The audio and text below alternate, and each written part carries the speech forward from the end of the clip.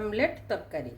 मुझे 4टा अंडा नहीं ताको आमलेट करवा तापर पीस पीस करी काटिकी तरकारी रे पकेइबा। मसला पई टमाटो पियाज अदा रसुण को अल्प भाजिकी मु नहीं आउ किछि कसूरी मेथी भाजिकी नहीं 4-5टी काजू आ मगज को टिके भाजिकी नहीं किछि गरम मसला नहीं करी रुचिर करी पाउडर नहीं लंका गुंड हलदी गुंड स्वाद अनुसार लुण दबा आ किसी टमाटो केचप नहीं पियाज रसुण टमाटो अदा काजू मगज सबको मु बाटिकी पेस्ट बनैकी नहीं आसी। तमें पैन बसई दबा पैन गरम हो गले तेल पकईदबा तेल मु 4 स्पून पकाउछि हो गला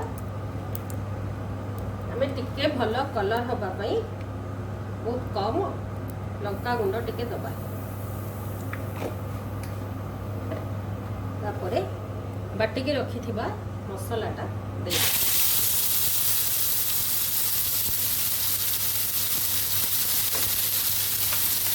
अल्प टिके पानी दे देबा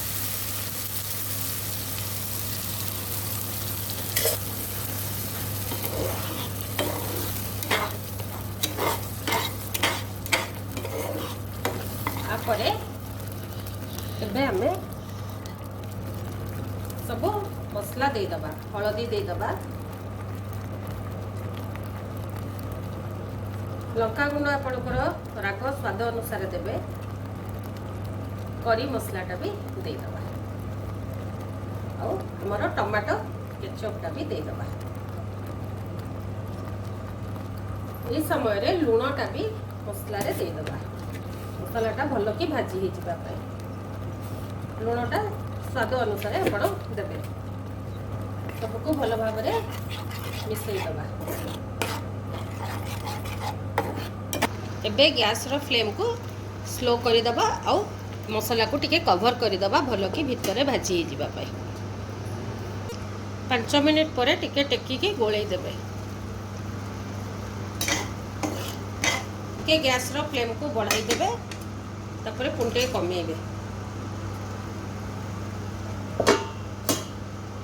देखो मसलाटा भाजी हो आसूची को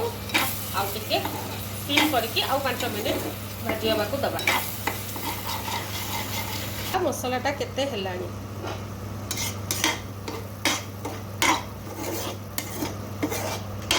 एबे टिके हाई फ्लेम रे कवर न देकी ताको भाजीबा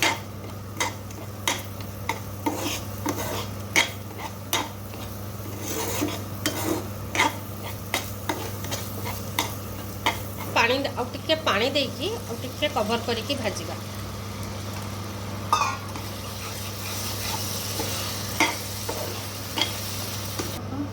गैस टा कम कर दबा एबे टिके चेक कर दबा देखो तेल केमती साइड रे सब आसी गलानी एबे मसलाटा भाजी आसलानी भाजी की रखी थिबा कसूरी मेथीटा को टिके हाथ रे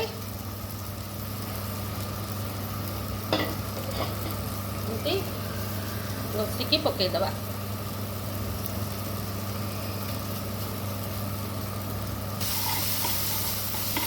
आउ गरम मसलाटा भी पकईकी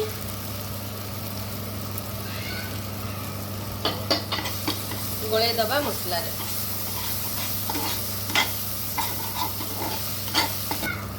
ग्रेवी बनवा आपंकर जी पानी दरकार हम से पानी आपड़ देदेवे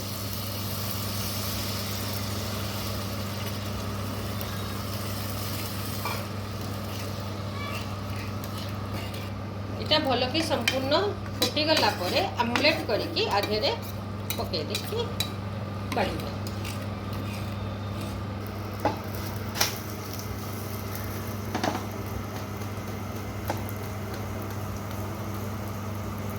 आमलेटा रेडी हो गला ताको एमती पीस पीस करके काटिदबा काटिकी सब ग्रेवी रे पकईदबा बस ग्रेवी रे पकईकी 5 मिनिट फुटाई नबा आउ टिके धनिया पत्र ता ऊपर पकईदबा